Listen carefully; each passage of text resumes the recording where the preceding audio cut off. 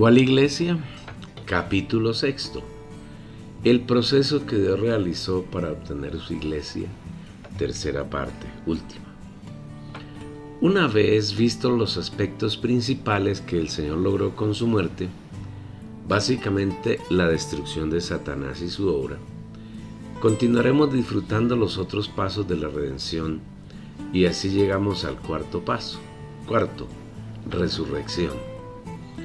La muerte del Señor, además de las cosas que hemos relatado, tiene como propósito prepararnos para que podamos retornar a Dios, es decir, para que Dios pueda entrar en nosotros y alcanzar lo que se había propuesto desde la eternidad, que no es otra cosa que mezclarse con el hombre para que éste contenga la vida divina y Dios sea su vivir. Como Adán recibió la naturaleza de Satanás, introdujo en el hombre toda clase de inmundicias, y Dios, debido a su naturaleza, no podía habitar en un hombre que poseía tantas cosas que lo repelen. Por eso, Dios mismo se hizo carne, se mezcló con un hombre en Jesús, y mediante su muerte preparó al hombre para que pueda acercarse a Dios y Dios pueda entrar en él. Esta es la razón por la cual Jesús declaró en Juan 14, versículos 2 y 3. En la casa de mi Padre muchas moradas hay. Si así no fuera, yo os lo hubiera dicho. Voy, pues, a preparar lugar para vosotros. Si me voy y os preparo lugar, vendré otra vez, y os tomaré a mí mismo, para que donde yo estoy, vosotros también estéis. La ida del Señor a prepararnos lugar no se refiere a la ascensión, que ocurrió 40 días después de su resurrección, sino a la muerte. Y la venida se refiere a su resurrección.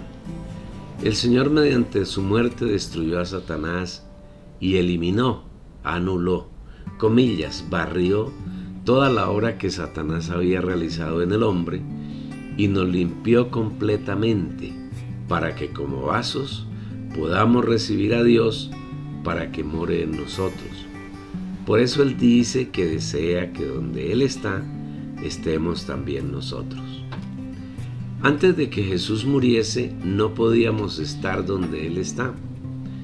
Pero una vez que con su muerte nos limpió de todos los obstáculos que Satanás había interpuesto entre Dios y nosotros, ahora podemos ser uno con Él y Él puede vivir en nosotros.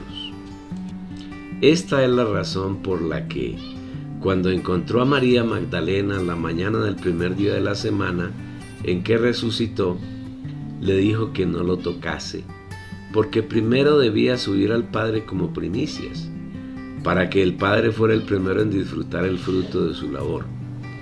Luego, en la noche de ese día, vino a los discípulos que estaban escondidos y se les apareció en medio, y entre las muchas cosas que hizo, sopló en ellos y les dijo: recibid el Espíritu Santo. Juan 20, versículo 22. Ahora Dios no estaba mezclado solamente con un hombre, Jesús, sino con muchos, con los discípulos, con aquellos que Él había escogido y predestinado en la eternidad, para que fuesen hechos conforme a la imagen de su Hijo. Tengamos en cuenta que el Señor no habita en la esfera del tiempo.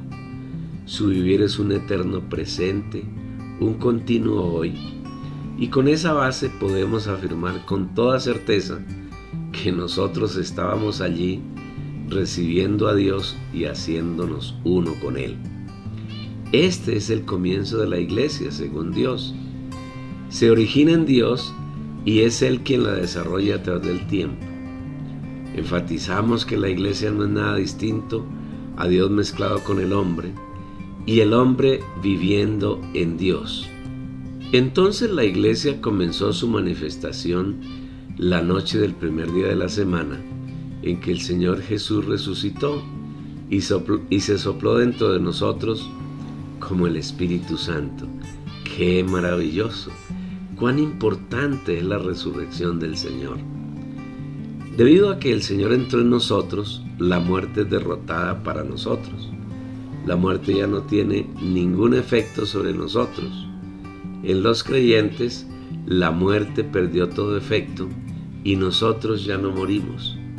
Se cumple la palabra que el Señor nos habla en Hebreos 2, versículos 14 y 15. Así que, por cuanto los hijos son participantes de sangre y carne, de igual manera Él participó también de lo mismo, para destruir por medio de la muerte al que tiene el imperio de la muerte, esto es, al diablo, y librar a todos los que por el temor de la muerte estaban durante toda la vida sujetos a esclavitud. Las personas del mundo tienen un temor, que generalmente es pavor a la muerte. Y aún nosotros, cuando anduvimos sin Dios en el mundo, nos aterrorizaba la muerte. Pero una vez que el Señor entró en nuestro espíritu, fuimos libres de la muerte y todo temor se acabó. El Señor venció la muerte para nosotros, y esa herramienta que Satanás usaba para mantenernos esclavizados ya no existe. Ahora vivimos la vida eterna. La muerte no tiene ninguna relación con nosotros, porque aunque antes de que Jesús resucitara estábamos muertos, ahora estamos vivos, y la vida que vivimos en la tierra es victoriosa frente a la muerte. Hemos sido liberados de todo temor y vivimos en la vida eterna con nuestro querido Señor. Y juntamente con Él nos resucitó y asimismo nos hizo sentar en los lugares celestiales en Cristo Jesús. Efesios capítulo 2, versículo 6.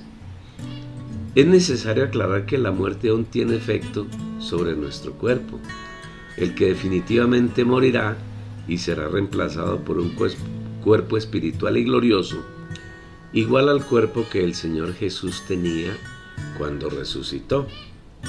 Veamos lo que dice la Biblia al respecto de nuestro cuerpo. Pero si Cristo está en vosotros, aunque el cuerpo está muerto a causa del pecado, el espíritu es vida a causa de la justicia. Subrayado, el cuerpo está muerto a causa del pecado. Romanos capítulo 8, versículo 10. Observa con atención cada una de las palabras de este versículo y busca revelación en tu espíritu. El Señor dice que si Cristo está en nosotros, es decir, está hablando para hijos de Dios, para personas regeneradas, nacidas de nuevo, en quienes el Señor mora. El Espíritu afirma que por el hecho de ser hijos de Dios, Cristo está en nosotros y nuestro espíritu vive. Está lleno de vida a causa de la justicia. Pero no dice que el cuerpo vive, sino que, por el contrario, el cuerpo está muerto por causa del pecado. El Señor es claro al afirmar que el cuerpo está muerto, y la muerte del cuerpo es causada por el pecado. Desde el momento en que Adán pecó en el huerto de Edén, el pecado se posesionó de su cuerpo, y de paso tomó posesión del cuerpo de todos los hombres, y ese pecado produjo la muerte. En el proceso de salvación, el Señor no desecha nuestro espíritu humano, sino que lo vivifica, lo inocula con su vida. Tampoco desecha nuestra alma, sino que la transforma, transformación que depende de la disposición del creyente. Es decir, si nos disponemos en el tiempo que vivimos en la tierra, el Señor transformará completamente nuestra alma. Y cuando Él regrese, estaremos completamente maduros y seremos arrebatados a su trono. Pero los que no han sido transformados y al comienzo de su venida estén vivos, serán transformados durante la gran tribulación. Si el alma del creyente no ha sido transformada durante su vivir en la tierra, ni durante la gran tribulación, porque no vive en la tierra para esa época, su alma será transformada en las tinieblas, en el milenio, en las tinieblas exteriores, llorando y crujiendo los dientes. Miremos lo tocante a nuestro cuerpo. El Señor afirma que está muerto a causa del pecado. En verdad el Señor desecha el cuerpo porque está lleno de pecado y al Señor ya no le interesa. Ya sé que vas a citar Romanos 8, versículo 11. Y si el espíritu de aquel que levantó de los muertos a Jesús mora en vosotros, el que levantó de los muertos a Cristo Jesús, subrayado, vivificará también vuestros cuerpos mortales por su Espíritu que mora en vosotros. Detente en los diferentes tiempos verbales que hay en el versículo. Dice que el Espíritu que resucita mora en nosotros, es tiempo presente. Eso quiere decir que hace referencia a hijos de Dios, a personas regeneradas, nacidas de nuevo. No se refiere a incrédulos. Pero cuando habla del cuerpo, el verbo vivificará no está en presente, sino en futuro, lo que implica que nuestro cuerpo será vivificado. No dice que vivificó nuestro cuerpo, pretérito. Tampoco dice que vivifica nuestro cuerpo, tiempo presente, sino que vivificará, tiempo futuro. Esto quiere decir que la vivificación de nuestro cuerpo no se da hoy. Por el contrario, nuestro cuerpo está muerto y eso es irremediable. Os aseguro, hermanos, por la gloria que de vosotros tengo en Cristo Jesús, Señor nuestro, que cada día muero. Primera a los Corintios, capítulo 15, versículo 31. Nuestro cuerpo será vivificado, pero en el futuro. ¿Cómo será esa vivificación? Veámoslo en la palabra de Dios, el cual transfigurará el cuerpo de la humillación nuestra, para que sea conformado al cuerpo de la gloria suya, según la operación de su poder, con la cual sujeta también a sí mismo todas las cosas. Porque así como en Adán todos mueren, también en Cristo todos serán vivificados. Pero cada uno en su debido orden, las primicias, Cristo. Luego los que son de Cristo en su venida. Pero dirá alguno, ¿cómo resucitarán los muertos? ¿Con qué cuerpo vendrán? Necio, lo que tú siembras no se vivifica si no muere. Y lo que siembras no es el cuerpo que ha de salir, sino el grano desnudo, ya sea de trigo o de algún otro grano. Pero Dios le da el cuerpo como Él quiso, y a cada semilla su propio cuerpo. No toda carne es la misma carne, sino que una carne es la de los hombres, otra carne la de las bestias, otra la de las aves y otra la de los peces. Y hay cuerpos celestiales y cuerpos terrenales, pero una es la gloria de los celestiales y otra la de los terrenales. Filipenses 3, versículo 21, 1 Corintios capítulo 15, versículos 22 al 23 y versículos 35 al 40. Estos pasajes son contundentes al afirmar que nuestros cuerpos serán cambiados de un cuerpo de humillación por causa del pecado, cuerpo en el cual vivimos toda nuestra vida en la tierra, por un cuerpo conformado a la gloria del Señor Jesús. Ya no es un cuerpo de humillación, sino un cuerpo de gloria, de expresión plena del Señor en nosotros. De un cuerpo que se enferma y muere cada día, a un cuerpo inmortal que no tendrá ninguna relación con la muerte. Cuando un creyente muere, su cuerpo es sembrado como una semilla. Es una semilla terrenal que al resucitar será totalmente otro. Será un cuerpo lleno de gloria celestial. Una prueba de esto la podemos encontrar cuando Jesús resucitó. María Magdalena, que fue la primera persona que lo vio, no lo conoció, porque el cuerpo de Jesús había sido cambiado por un cuerpo de gloria. Otra prueba la encontramos en Lucas 24 con los discípulos que se dirigían a Emaús. A pesar de caminar junto con el Señor por un tiempo no menor a 1 hora, aunque charlaban por el camino, ellos no lo conocieron, porque su cuerpo había sido cambiado. Lo mismo ocurre con Juan en Apocalipsis 1, cuando ve al Señor, dice que me volví para ver la voz que hablaba conmigo, y vuelto vi 7 candeleros de oro, y en medio de los candeleros a uno semejante al Hijo del Hombre, vestido de una ropa que llegaba hasta los pies, y ceñido por el pecho con un cinto de oro. Su cabeza y sus cabellos eran blancos como blanca lana, como nieve, sus ojos como llama de fuego, y sus pies semejantes al bronce bruñido, fundido en un horno, y su voz como estruendo de muchas aguas. Tenía en su diestra 7 estrellas, de su boca salía una espada aguda de 2 filos, y su rostro era como el sol cuando resplandece en su fuerza. Cuando le vi, caí como muerto a sus pies, y él puso su diestra sobre mí diciéndome: no temas, yo soy el primero y el último, y el viviente. Estuve muerto, mas he aquí que vivo por los siglos de los siglos, y tengo las llaves de la muerte y del Hades. Apocalipsis capítulo 1 versículos 12 al 18. Juan habla de que el Señor que vio era semejante al Hijo del Hombre. No pudo afirmar tajantemente que fuera Jesús, porque ahora el Señor había dejado su cuerpo con el que vivió en la tierra y había sido vestido con un cuerpo lleno de gloria. Observemos cómo será la culminación de ese proceso de transfiguración de nuestro cuerpo. Pero esto digo, hermanos, que la carne y la sangre no pueden heredar el reino de Dios, ni la corrupción hereda la incorrupción. He aquí os digo un misterio: no todos dormiremos, pero, subrayado, todos seremos transformados en un momento, en un abrir y cerrar de ojos, a la final trompeta, porque se tocará la trompeta y, subrayado, los muertos serán resucitados incorruptibles y nosotros seremos transfigurados. Porque es necesario que esto corruptible se vista de incorrupción y esto mortal se vista de inmortalidad.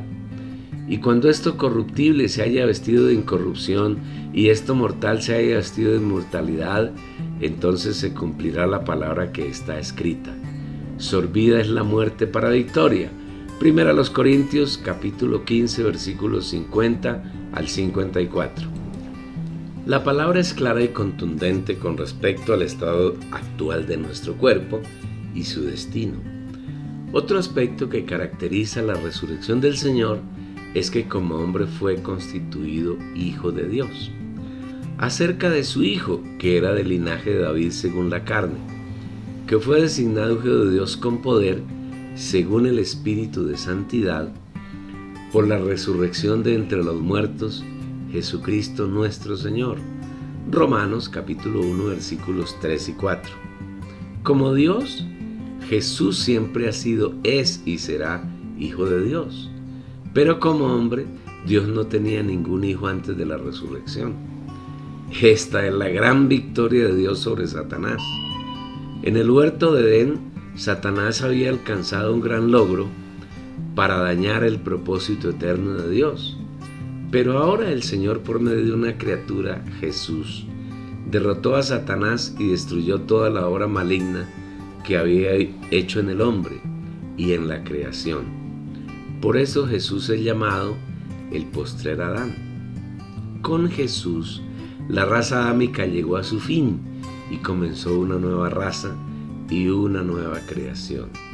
Adán, cuando se unió con Satanás, se convirtió en el hombre viejo, el hombre separado de Dios, que no hacía lo que Dios deseaba, que no cumplía la voluntad de su Creador.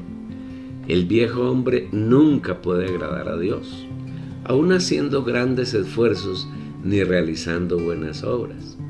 Todo lo que hace el hombre viejo se origina en Satanás, y Dios jamás podrá aceptarlo. Todo lo que el hombre viejo realiza, así sea excelente, para Dios es abominación.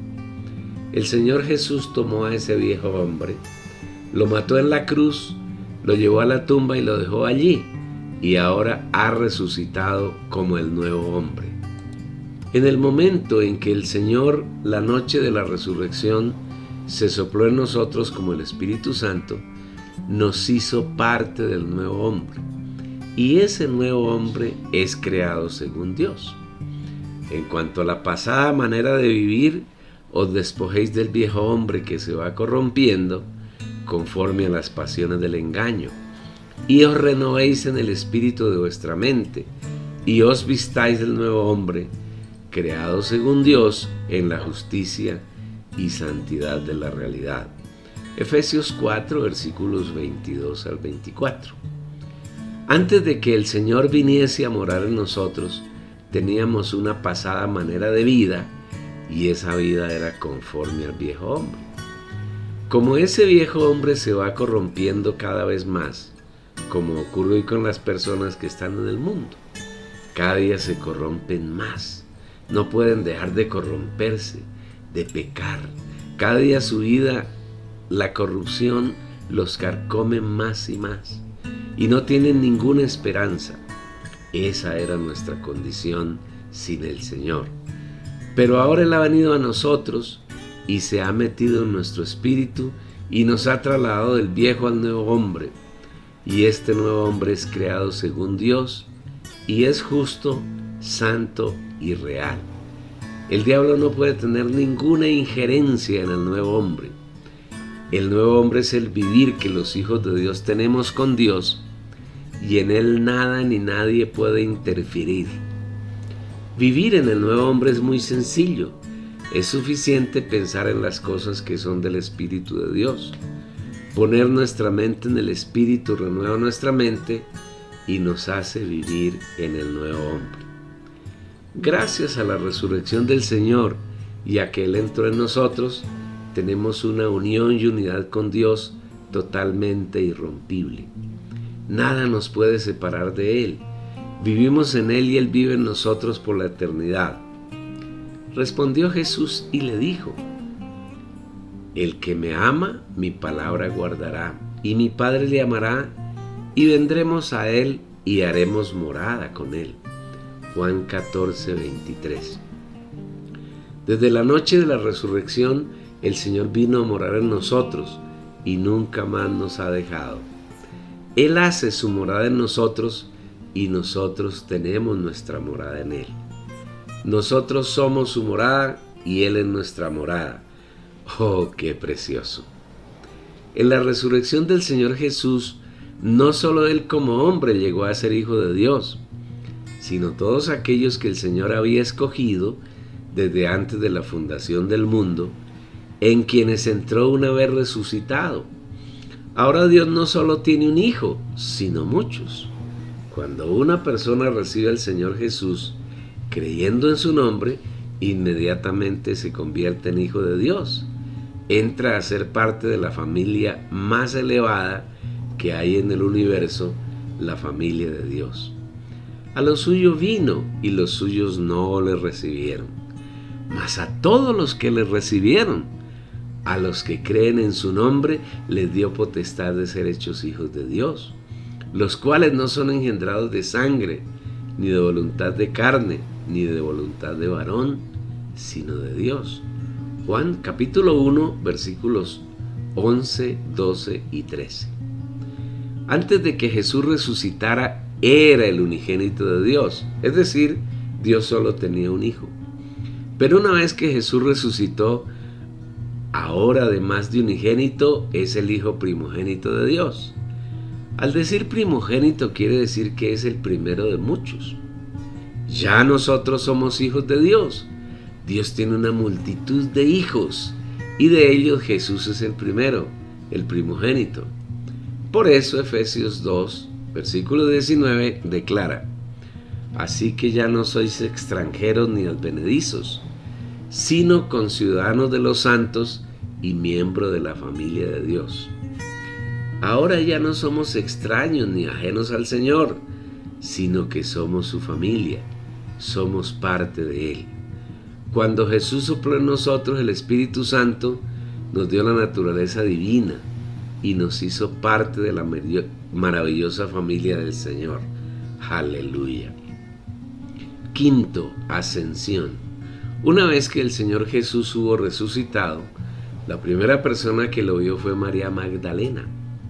Ella quiso tocarlo, tal vez abrazarlo, pero el Señor se lo impidió diciéndole que antes de que cualquier humano pudiese tocarlo, Él debía ir al Padre. Jesús en este momento era las primicias en la resurrección y ese hecho tenía que ser disfrutado primero por el Padre. Pero María estaba afuera llorando junto al sepulcro. Cuando había dicho esto, se volvió y vio a Jesús que estaba allí, mas no sabía que era Jesús. Jesús le dijo: mujer, ¿por qué lloras? ¿A quién buscas?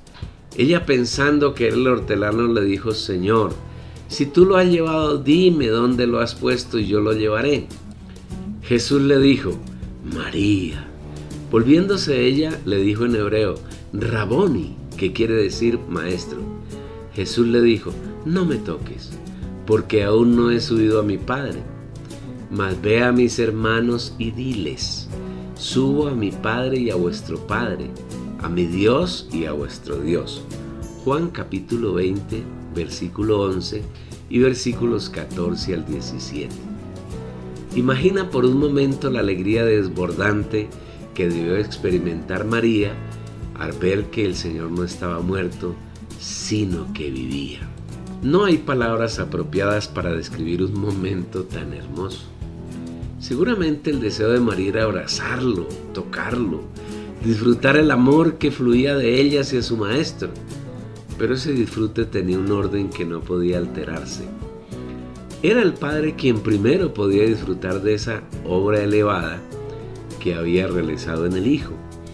Por eso el Señor le dice que no podía tocarlo antes de que el Padre disfrutase de las primicias de esa obra preciosa realizada por el Hijo. Sin embargo, le dijo que fuera a sus hermanos. Antes Jesús no había usado el término hermanos para referirse a sus discípulos. Los había llamado siervos y cuando estaba cerca de la muerte los llamó amigos, pero ahora los llama hermanos.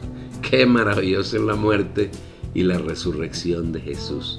Y no solo eso, sino que ahora Dios, además de Dios, es nuestro Padre. Por la resurrección del Señor Jesús fuimos hechos hijos de Dios, así como Él lo fue como hombre. Después que subió al Padre para que le disfrutase como primicias, unas horas más tarde, en la noche, apareció a los discípulos que estaban encerrados, llenos de temor, y se introdujo en ellos. Se introdujo en nosotros para quedarse por la eternidad mezclado con nosotros. Nos hizo partícipes de su naturaleza, nos hizo hijos de Dios, nos hizo parte de la familia de Dios, nos hizo miembros de su cuerpo, nos introdujo en la iglesia. Gracias a ese proceso de profunda y total limpieza que el Señor hizo en nosotros mediante su muerte, ahora estamos listos para recibir a Dios y mezclarnos con Él. Y eso precisamente fue lo que el Señor hizo con nosotros la noche de la resurrección. Sopló para que lo recibiésemos como el Espíritu Santo. Después, durante 40 días, en reiteradas ocasiones se hizo manifiesto a los discípulos para enseñarles que ahora ellos estaban mezclados con Dios, que Dios y ellos eran uno, que pertenecían a un único cuerpo. Les estaba demostrando que Dios estaba en ellos y que Él era su vida, su guía y su todo. Podríamos decir que los estaba entrenando para que se acostumbraran a su presencia invisible. Igualmente, nosotros, quienes en el tiempo actual hemos llegado a ser sus hijos, debemos tener conciencia clara de que Él vive en nosotros todo el tiempo y que es nuestra vida, nuestro vivir, nuestro aliento y todas las cosas. Pasados 40 días llevó a los discípulos al monte de los Olivos y después de hablarles algunas cosas ascendió al cielo, viéndolo ellos. Por un lado, cuando Jesús ascendió, se fue, pero por otro lado se quedó en nosotros. Pero además de que se quedó en nosotros, nos llevó con Él a su trono y hoy nuestro hábitat real y verdadero es el cielo, el trono de Dios. Y juntamente con Él nos resucitó y asimismo nos hizo sentar en los lugares celestiales en Cristo Jesús. Efesios capítulo 2, versículo 6. Por medio de la resurrección, el Señor Jesús como hombre fue declarado Hijo de Dios. Y como tal, Dios lo exaltó hasta lo sumo. Lo puso por encima de todas las cosas. Él ascendió para ser entronizado como Rey de Reyes y Señor de Señores y tener dominio e imperio sobre todo el universo.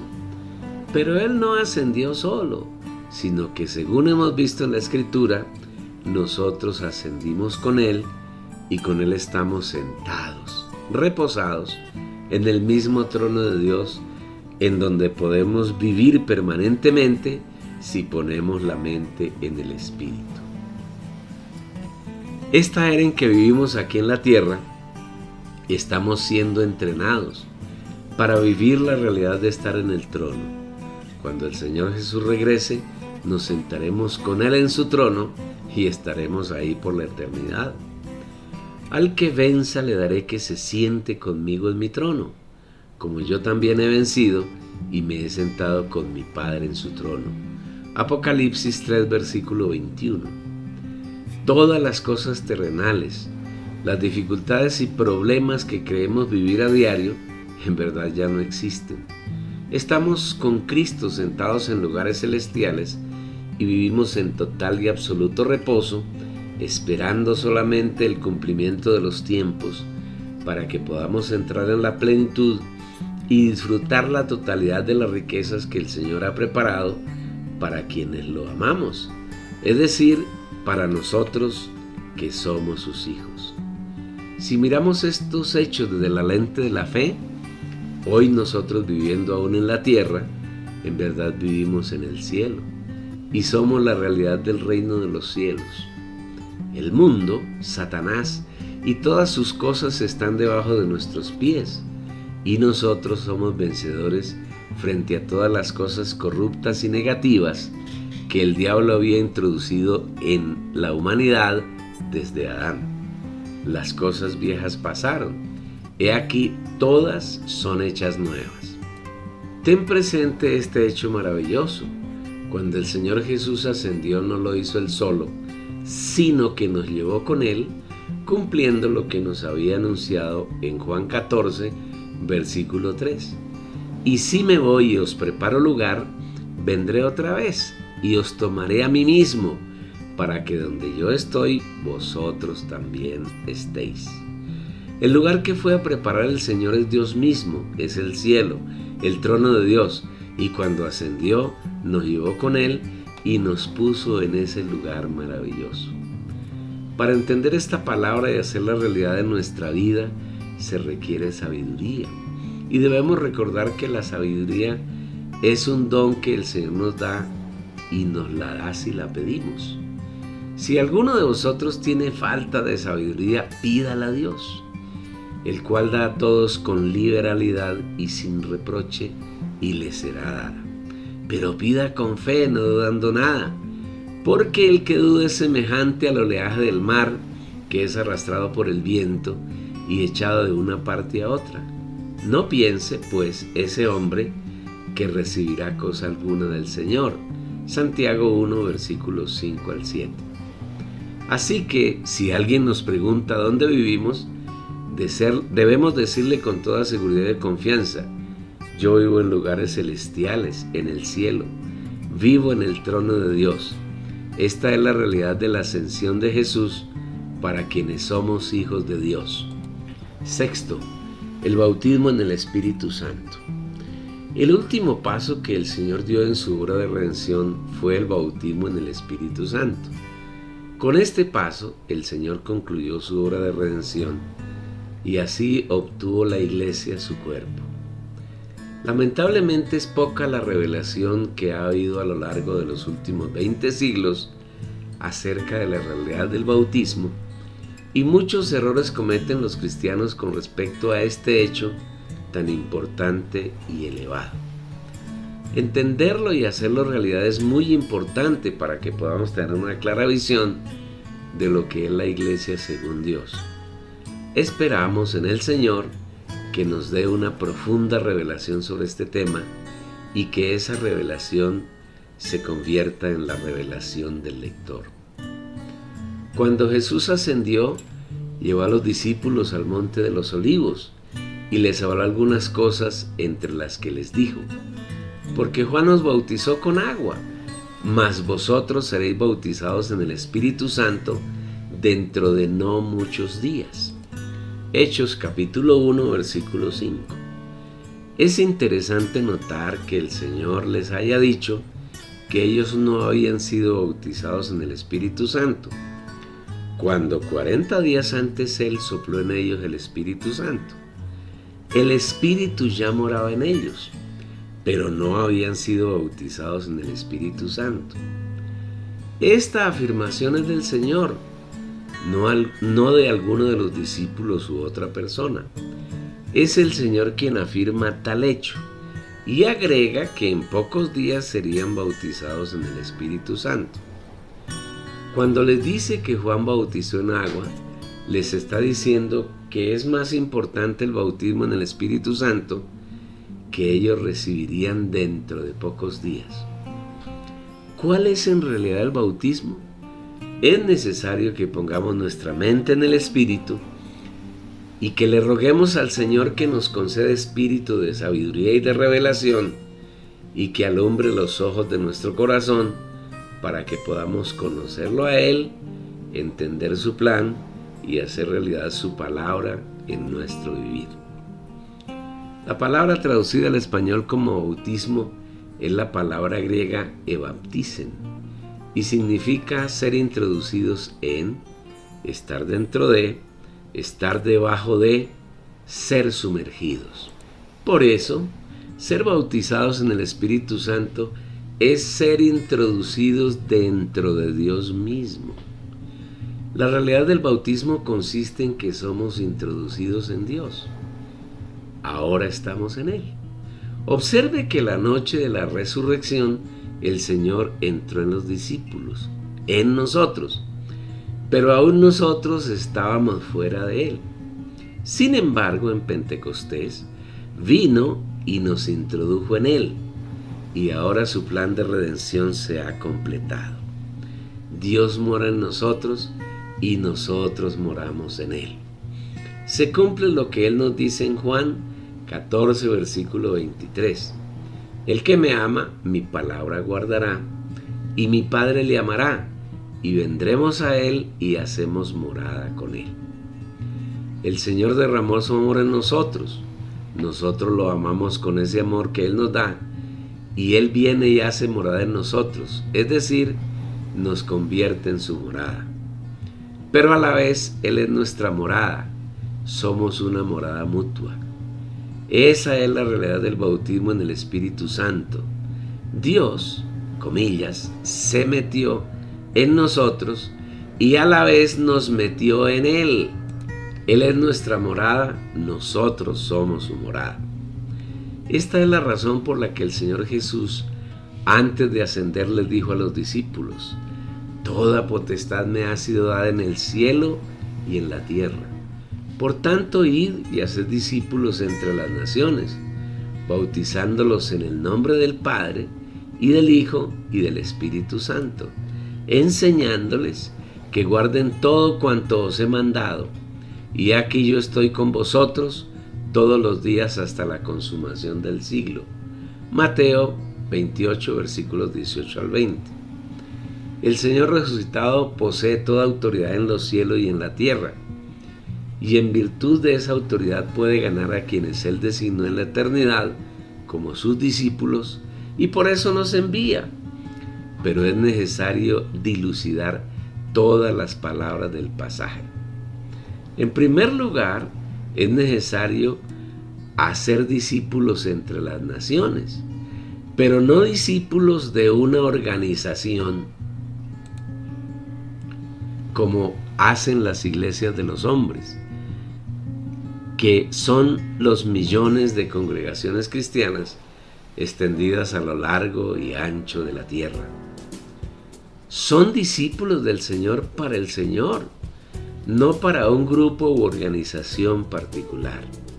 En segundo lugar, el Señor dice que es necesario bautizarlos en el nombre del Padre y del Hijo y del Espíritu Santo.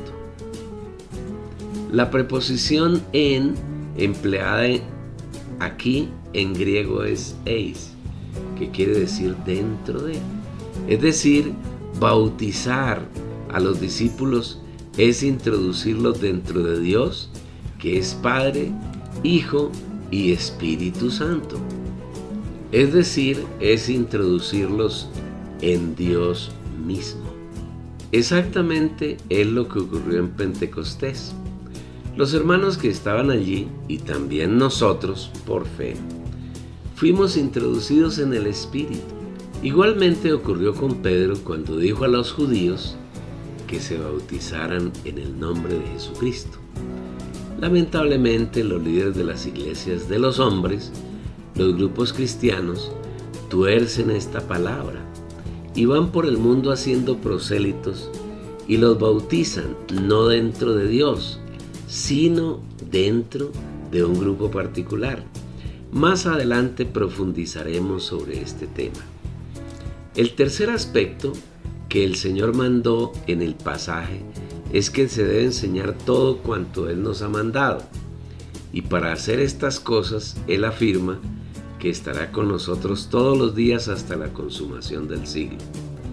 En otras palabras, es el Señor mismo quien hace los discípulos, quien los bautiza y quien les enseña todas las cosas.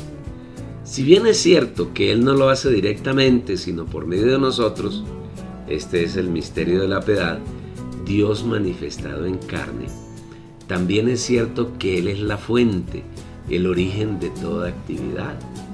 Así lo afirma Pablo en Colosenses 1, versículos 28 y 29. A quien anunciamos, amonestando a todo hombre y enseñando a todo hombre en toda sabiduría, a fin de presentar perfecto en Cristo a todo hombre, para lo cual también trabajo, luchando según la operación de Él, la cual actúa en mí con poder. Obsérvese que Pablo afirma que su trabajo se realiza según la operación del Señor que actúa en Él con poder. Debemos tener presente que desde la noche de la resurrección, el Señor vive en nosotros y nunca se va. Permanece en nosotros y con nosotros por la eternidad. Una cosa distinta es que muchos de sus hijos no tienen conciencia de esta realidad y en su diario vivir lo contristan, lo confinan y le roban la gloria, pero que Él está en nosotros, que vive en nosotros, es verdad. El cristianismo hace discípulos para engrosar sus grupos, pero no para glorificar al Señor. Casi todos los discípulos que ganan el cristianismo no son hijos de Dios, sino que son falsos creyentes que abultan las estadísticas de esos grupos. Debemos entender que es el Señor quien hace su obra. Nosotros no podemos hacer nada para Él. Todo lo que hacemos para el Señor es abominable. Lo único que debemos hacer es permitir que Él haga sus obras en y por nosotros. Solamente así Él es glorificado. Lo que nos compete a nosotros es disfrutar todas las riquezas que el Señor nos ha dado como herencia. En cuanto al bautismo, debemos observar detenidamente lo que al respecto hizo el Señor Jesús. Cuando Él nació, Dios, el Espíritu Santo, moraba en Él, porque fue engendrado por el Espíritu Santo.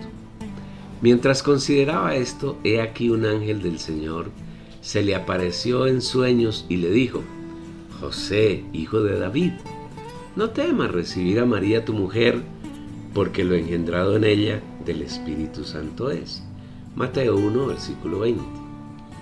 Si Jesús fue engendrado por el Espíritu Santo, no hay ninguna duda de que cuando nació Dios moraba en él. No obstante, cuando tenía cerca de 30 años, se presentó a Juan el Bautista para que lo bautizara. Juan se le opuso diciendo que era él quien debía ser bautizado por Jesús. Sin embargo, el Señor le anunció que Juan debía bautizarlo para que se cumpliera toda justicia. Entonces Jesús vino de Galilea a Juan al Jordán para ser bautizado por él. Mas Juan procuraba impedírselo diciendo: Yo soy quien necesito ser bautizado por ti, ¿y tú vienes a mí? Pero Jesús respondió y dijo: Permítelo por ahora, pues conviene que cumplamos así toda justicia. Entonces se lo permitió. Y Jesús, después que fue bautizado, enseguida subió del agua. Y aquí los cielos le fueron abiertos, y vio al Espíritu de Dios descender como paloma y venir sobre él. Y he aquí una voz de los cielos que decía: Este es mi Hijo, el amado, en quien tengo complacencia. Mateo 3, versículos 13 al 17. Observemos que una vez que Jesús fue bautizado por Juan, el Espíritu Santo descendió como paloma sobre él. Es decir, Jesús como hombre fue introducido en el Espíritu Santo. Ese último hecho fue el que sucedió con los discípulos el día de Pentecostés. El Señor afirma que de repente vino del cielo un estruendo como de un viento recio que soplaba, el cual llenó toda la casa donde estaban sentados, y se les aparecieron lenguas como de fuego, que se repartieron asentándose sobre cada uno de ellos, y fueron todos llenos del Espíritu Santo, subrayado, y comenzaron a hablar en diversas lenguas, según el Espíritu les daba a expresarse. Hechos 2, versículos 2 al 4. Cuando dice la Biblia que el viento llenó toda la casa donde estaban sentados, el verbo llenar empleado aquí es eplerosen, y quiere decir llenar interiormente, llenar por dentro. Mientras que cuando dice que todos fueron llenos del Espíritu Santo, para llenos utiliza el verbo pletos, que quiere decir llenar por fuera. Es decir, poner debajo de, estar debajo, sumergir en. Y es así porque los discípulos ya tenían el Espíritu Santo en su interior. Estaban llenos de él desde la noche de la resurrección, 50 días antes. Ahora el Señor da el último paso de su redención, introduciéndonos en él, poniéndonos debajo del Espíritu Santo. Y esta es la realidad del bautismo. Cuando una persona cree en el Señor, ocurren simultáneamente todos los pasos de la redención que hemos detallado en este libro. Esa persona, que ahora es un creyente, ha recibido al Espíritu Santo interior y exteriormente. La cruz del Señor es aplicada en su vida y el Señor viene a morar en él con todas sus riquezas, para que el nuevo creyente las disfrute. Como testimonio, el creyente debe ser bautizado en agua, para dar un testimonio público delante de Dios mismo, de sus ángeles, de los ancianos y de los 4 seres vivientes que están en el trono, y también delante de Satanás, delante de los ángeles caídos, de los demonios y ante los hombres. Testimonio de que hemos sido trasladados de la potestad de Satanás al reino del Hijo de su amor, el cual nos ha librado de la potestad de las tinieblas y trasladado al reino del Hijo de su amor. Colosenses capítulo 1, versículo 13. Espero, amable lector, que ahora puedas tener una visión clara de lo que es el bautismo en el Espíritu Santo, y que en tu comunión con el Señor esa visión y revelación aumenten hasta llegar a la plenitud. Ahora el Señor tiene su iglesia. Como el lector podrá ver, en el Antiguo Testamento ni se habla de la iglesia, ni hay manifestación de ella. ¿Por qué? Como hemos afirmado, la iglesia no es nada distinto a la unión, la mezcla de Dios con el hombre. El Señor creó a Adán con ese propósito, mezclarse con él para tener la iglesia. Sin embargo, Dios deseaba que Adán libremente tomara la decisión de unirse al Señor, y le advirtió que si comía del árbol de la ciencia del bien y del mal, Satanás entraría en él y Dios ya no podría realizar su plan. Como eso fue lo que ocurrió, que el hombre se llenó de todas las inmundicias satánicas, Dios entonces tuvo que expulsarlo del huerto de Edén, que es el ámbito donde Dios y el hombre tenían plena comunión. Y como consecuencia, Dios tuvo que aplazar la realización de su propósito eterno. La comunión entre Dios y el hombre fue interrumpida. Es por esta razón que el Señor, pasados 4000 años, puso en acción su plan de redención para algunos hombres, solamente los escogidos antes de la fundación del mundo, y ejecutó todos los pasos que hemos descrito en el transcurso de este libro.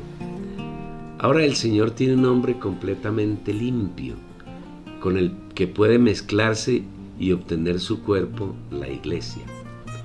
Insistimos en que la iglesia es Dios mezclado con los humanos, que Él escogió en la eternidad pasada y que gracias a todo el proceso de redención realizado por Dios a través del Señor Jesús, esos hombres escogidos ahora tienen la posición adecuada para recibir a Dios en su ser y para ser recibidos por Dios y vivir eternamente mezclados con Dios y Dios con ellos. Todo el proceso de encarnación, vivir humano, muerte, resurrección, ascensión y bautismo en el Espíritu Santo lo realizó el Señor para obtener su iglesia. Y hoy tú, apreciado lector, puedes vivir la realidad de la iglesia según Dios, porque Él realizó todos los pasos necesarios para rescatarte, para vivir en ti y para que tú vivas cada día tu vida en Él. Cuando le permitimos al Señor que haga realidad todos esos hechos preciosos y elevados, estamos viviendo la realidad de la iglesia según Dios. Esperamos que alcance revelación, luz y realidad en el hecho de que Dios efectuó todos los pasos de la redención, que tú y yo podemos vivir en Él y disfrutemos la realidad del que ha sido el deseo de su corazón desde la eternidad. Tener la iglesia, su cuerpo, el Cristo, en el cual se complace, se deleita, disfruta y se llena de alegría. ¿Qué tal este recorrido? Yo sé que lo has disfrutado mucho. Y no pares de disfrutar porque seguimos adelante. Bueno, aquí terminamos esta sección, pero seguimos hablando de la iglesia según Dios y comparándola con las iglesias de los hombres. Así que no pierdas los siguientes capítulos, porque continuamos hablando del mismo tema. Y recuerda, es necesario que envíes la dirección de la página a tus familiares, a tus amigos, a tus conocidos, que los compartas con tu familia, con tu esposa, tus hijos, tu marido, con quien esté a tu lado, compártelo. Así tú serás un colaborador de Dios y estarás laborando en Él para que otros puedan disfrutar estas riquezas tan elevadas, tan profundas, tan hermosas.